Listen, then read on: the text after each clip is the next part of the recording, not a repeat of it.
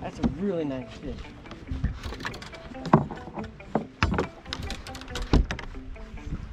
That's really, oh. Get. Oh no. Did you have him hooked? Oh, that was a, oh man. What happened? Oh. I was trying to get the... Oh. What's up? I'm Logan Mills, and this video is going to be on patience with big fish. But before we get into it, I want to say thank you for watching. And if you're new to my channel, this is the first video seen. We'll drop a link down in the description below so you can check out the rest of the channel. But let's get into it. You know, like I said, patience with big fish. Big fish are delicate. They're smart. They're not as...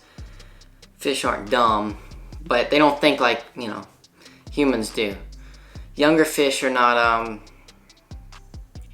as, I guess, smart as big ones. Like, once that fish hits a certain, you know, weight, which that special weight is 7 pounds, from the research I've done, when that fish hits 7 pounds, you know, they're way harder to catch than 6 and below, you know, because they got that instinct that they're big now, so they don't, you know, a 1 pounder is not going to go suspend out in 20 feet of water because of fear of being eaten. But when it gets 7 pounds and up, the fish don't have any predators, and because of fishing pressure. But we'll talk about that and, you know, big fish and how they work in another video. I want to talk about patience with them, you know, because last week I missed a fish that was over 5.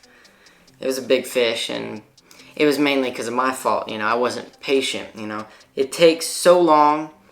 Well, depending on where I fish, it takes forever to try and get that big fish because there's not as many of them.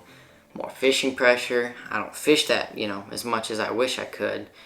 But, you know, when you hook that fish, that's, you know, half the battle is hooking them, finding them, and then the other half is getting them to the boat. I'm going to talk about getting them to the boat. That part of it, and then I might make, you know, this might be a 2-part video. I'll make another one on actually, you know, catching them, how to find them, you know, going into more depth with that. But I want to talk about hooking them. When you hook that fish, you know that feeling. You set the hook, the rod doesn't move. You get it halfway and it's just bent. It don't move. It feels like you got a stump. And then it starts taking off.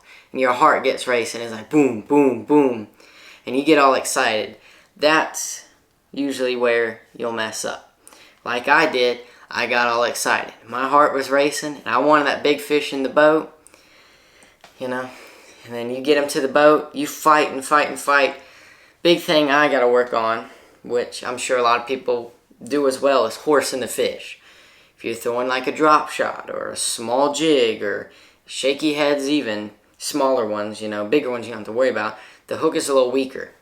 And you got to worry about bending that hook out. If you're sitting there trying to pull them, if you're trying to boat flip a 5-pounder on a small hook, you're going to bend the hook out and probably lose the fish. And, you know, the patience that comes along, you want that fish in the boat fast as it possibly can. You want that fish in your hands. You want that picture. But you have to be patient while finding them. You got to wear them out. When you hook them, you know, they're not happy. They don't like to be hooked. They're elusive for a reason. And so when you finally get that hook in them, you got to wear them out.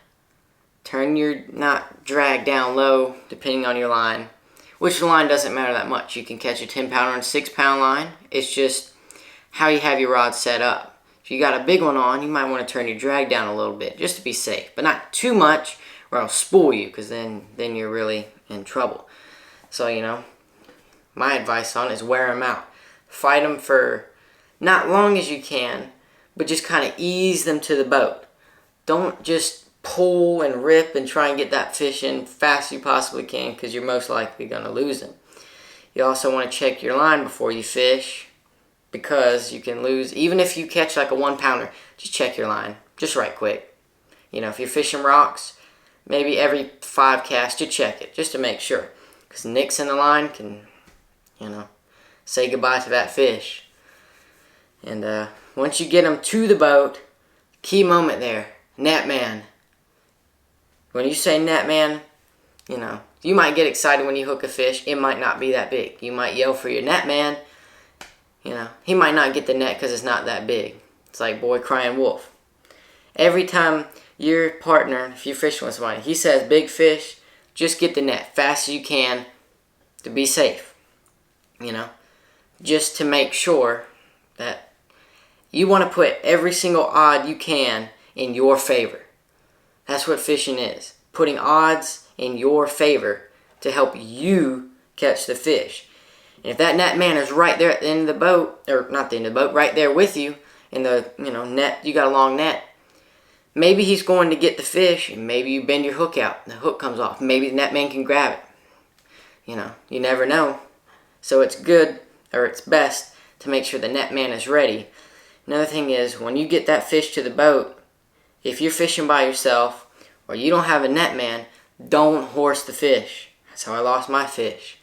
I wanted him in the boat, so I tried to lift him over, boat flip. I don't recommend boat flipping a fish over 3 pounds, because there's a big chance you're going to lose it. Bend your hook, break the line, or your hook might just come out. That's what happened to me. My hook came out, the fish is gone. Big fish. I would have loved to have it. It's gone. You know, there's other fish in the ocean, or in the lakes. Wherever you're fishing, there's more fish there, but that's the fish you want. And, you know, if you lose them, you know, that's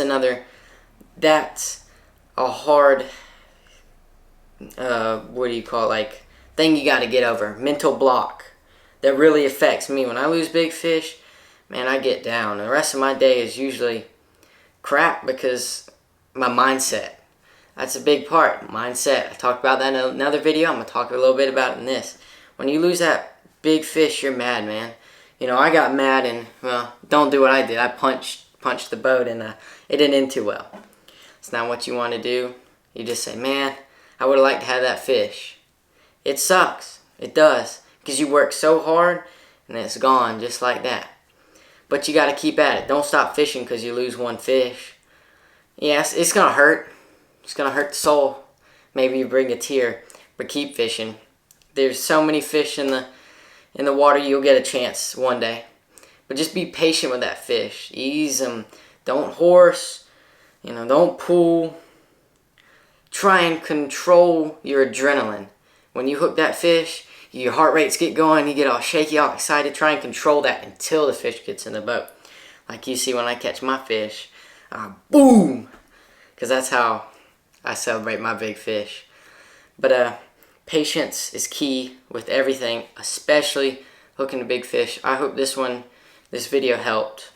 You know, I hope it helps you not lose as many fish, because it has. You know, from experience, I have lost a lot of fish. And I hope you don't ever lose a fish, a big fish, a fish in general. I hope you don't ever lose one because it hurts. But just keep fishing. Remember, stay hooked. And, you know, you can check out the rest of the channel. We got plenty of other videos. We'll see you in the next one. See you there.